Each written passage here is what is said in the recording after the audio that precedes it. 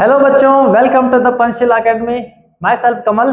और जैसा कि आपने आपके प्रीवियस लेक्चर के अंदर बात की थी, लेक्चर नंबर 10 में मोशन ऑफ चार्ज पार्टिकल पर, कि जब जब कोई मैग्नेटिक फील्ड आपके सामने हो और चार्ज पार्टिकल 90 डिग्री से वी वेलोसिटी से इसके अंदर एंटर करता हो, उस दौरान उस चार्ज पार्टिकल का जो पाथ है वो सर्कुलर बन जाता है। आज हम बात करेंगे अगर 90 डिग्री से एंटर नहीं करेगा तो क्या होगा। ओके, तो बच्चों शुरू करते हैं आज का लेक्चर को। और आज हम बात करेंगे उस चार्ज पार्टिकल पर कुछ इस तरह से यूनिफॉर्म मैग्नेटिक फील्ड है। ओके, और इसी के अलोंग कोई चार्ज पार्टिकल अगर सीधा ऐसे एंटर करता है तो इस केस में जो मैग्नेटिक फोर्स हमारा वर्क करेगा किसी मैग्नेटिक फील्ड के अंदर, जब मैग्नेटिक फोर्स लगेगा वो होता है q v b sine theta.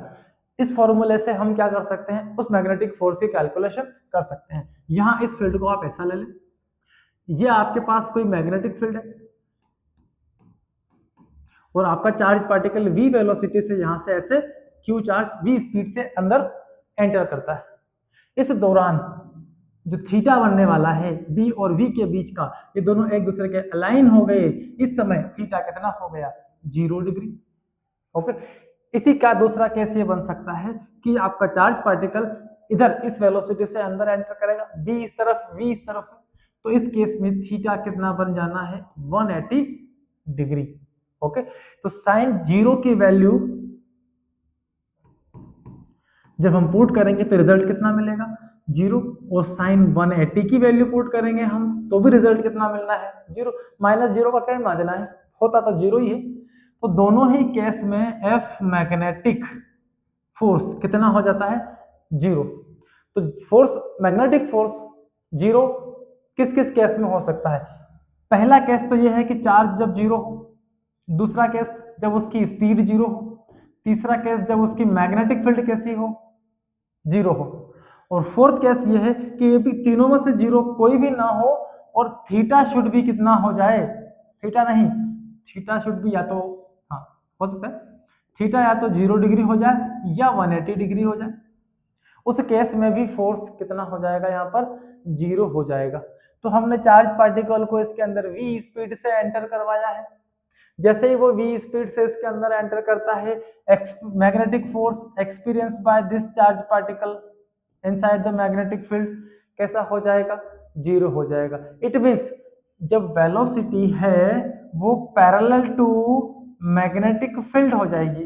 Velocity is, ऐसा लिख लो, थोड़ा अच्छा ही लिख लेते हैं, वेलोसिटी ऑफ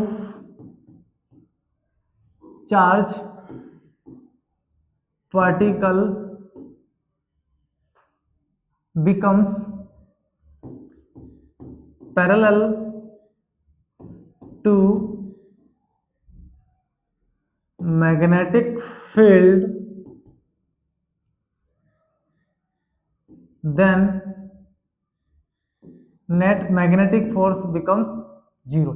कोई भी फोर्स उसके ऊपर वर्क नहीं करेगा।